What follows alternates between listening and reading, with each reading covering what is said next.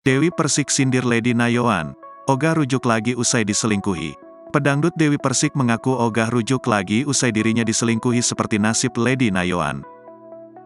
Dewi Persik mengaku jika perselingkuhan terjadi dalam rumah tangganya ia ogah rujuk lagi, berbeda dengan Lady Nayoan.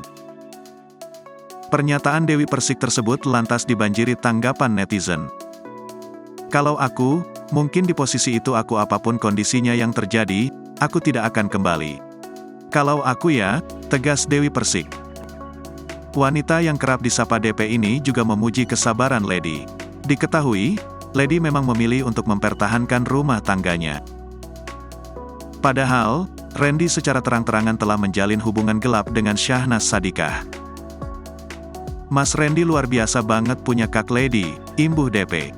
Sontak postingan Dewi Persik itu menimbulkan beragam komentar. Sebelumnya pedangdut Dewi Persik bersikap santai saat dicibir tak mempunyai anak. Beberapa kali menikah, Dewi Persik pun memang belum dikaruniai momongan.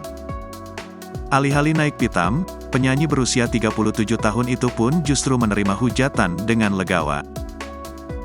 Mantan istri Angga Wijaya ini menyebut, semua orang belum tentu bisa menjadi dirinya. Mereka yang tidak menjadi seperti aku, belum tentu bisa seperti aku, ucap Dewi. Tak muluk-muluk, pelantun lagu Mimpi Manis itu hanya meminta para warganet untuk saling menghargai.